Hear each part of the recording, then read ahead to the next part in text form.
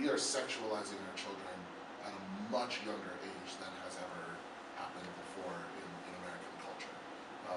And because of that, because this stream of pedophilia runs through our culture, when you ask me what's deviant, I say, turn on the TV and look. To me, it's all deviance at this point. But so, and I guess that's a really good thing to bring up. Also, have you ever seen Monster High School? Yeah. Or Monster High. I watched that over the weekend. I was mortified with my 7-year-old cousin. The thing about Monster High, though, in defense of Monster High, which I've written quite a bit, is that Monster High has two very important facets of its show that are embedded within the show. The first of which is that they almost never use the word girl on that show. They refer to each other as ghoul. And the second thing is they make it very clear, because there's a town of normals that live just outside of Monster High, that the way that the Monster High girls look and the way that they dress and their body proportions is because they are monsters. You're not supposed to look like them, and you're not supposed to dress like them, and you're not supposed to act like them. They are monsters. And so it's sort of built into the fabric of that property itself, that it removes the child who is watching the show or participating in the play from what they're seeing materially, which I think is really interesting. Do you think that? Oh, sorry. Okay. No, go ahead. I'm about to totally derail this whole thing. No, bring it.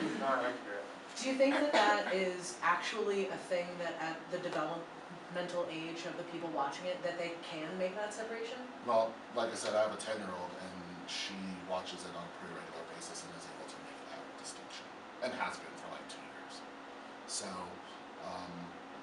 I think that the ways in which And this is after having watched it for about like 10 minutes. So, right, so like I don't actually have any two cents. And honestly, upon first viewing, I was kind of horrified too. Like, Yeah. what the hell is going on here, and why the dolls are certainly, problematic. If you don't do the intertextual piece of it, right? Like, if you just gave a kid a bunch of these dolls and didn't have sort of the show or any of that other background stuff, yeah, I mean, the dolls in and of themselves are kind of problematic without that intertextual piece. I might have to give it another. Another watch. As long as you discuss it. Yes, That's the exactly. biggest thing. Right. That's the one thing lacking in this whole understanding of where we're even coming up with the language for what sexual expression is and what's normative sex. I mean, it's so difficult to talk about this topic when the language in itself is so problematic too. And deviance in itself suggests that there's some kind of normative sexual act which invalidates anything outside of this normative ideal. So everything that is consumed and absorbed, which you can't escape it, these messages will be embedded, especially in children, which it's going to take time to develop into true, oh, I understand this ideology and this is how I act upon it and realize my place in the world and what it truly means. But communication is the #1 key. You can watch anything for the entertainment value, but you really should finish the conversation with what are the good things that we can take from this, and what are the problematic entities that we should be talking about. And I guess that's kind of another like question I have really is like, what are we even defining as deviance and normal? Because if like deviance is what we like, I don't know, because I agree we like live in like a very weird pedophile culture, but that has become so normal that I don't think people view it as deviant. So I think like, and I don't know, so then like, where does this conversation even go? Of, Right. like, Well, and another part of this problem, right, is that you live in this intensely hypocritically puritanical culture in which sex sells everything and sex is bad on both sides of the coin, right? So it's okay for you to dress your kid like in a miniskirt and knee-high boots and low-cut tops at 12, but if she actually ever kisses a real boy, then she's a slut. And we have this absolute sort of the deviance of sexuality in this culture is the act of sex itself. you're allowed to see it, you're allowed to talk about it, you're allowed to pretend, but the second you actually do it, everything's terrible all the time. And so, yeah, I mean, how do we even begin to grapple with this idea of deviance when sex in and of itself in our culture is an act of deviance, especially if you enjoy it. If you have sex, if you have sex and you actually enjoy it, there's clearly something wrong with you in this culture. You can't be empowered by sex. Right. You have to be exactly as sexy as we tell you to be. Exactly as we tell you to be, so that you will buy more shit. When you're done buying stuff, all sexiness is off.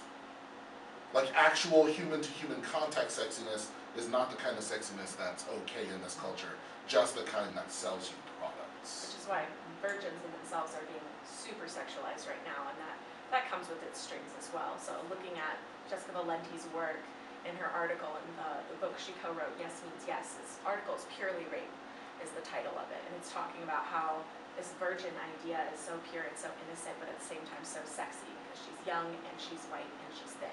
So sexuality in itself comes with a whole lot of other titles in itself that can't be excluded in this conversation.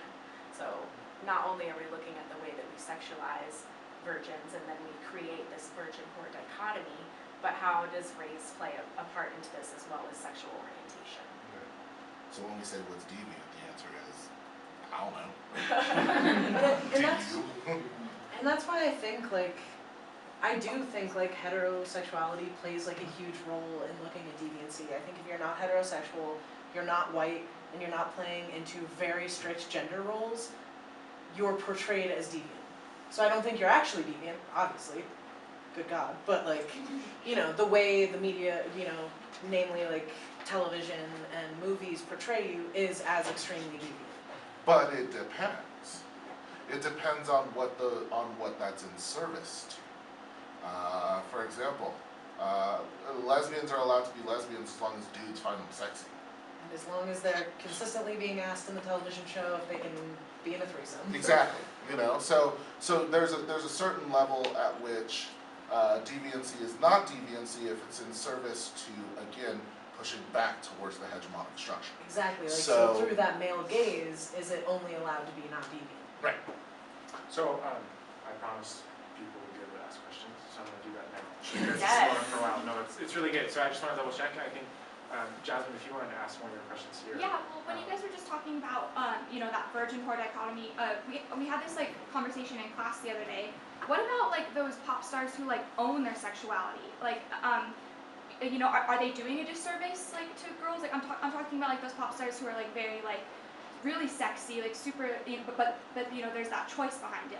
Where's that line between, participating in, their own, degradation. yes, and then but then also being liberated and owning their sexuality. Where is that? And I think it comes with the conversations involved. So I don't think, pop stars are doing anyone any good by saying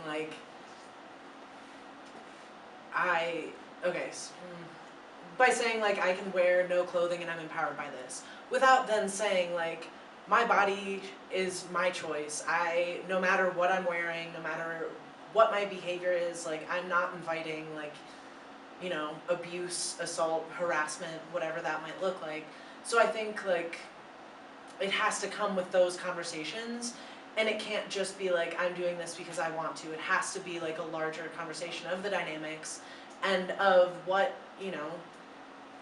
the fact that internalized misogyny and things do exist, and just being able to talk openly about that. I don't think you can just go out and say I'm doing this without saying why, and why it's important to young viewers and people who are looking up to these pop stars.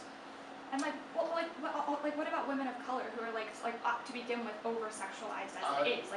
What happens then? I will say I wholly reject the concept, to be quite honest. I wholly reject the concept of any celebrity saying I own my sexuality when their sexuality is the thing for sale.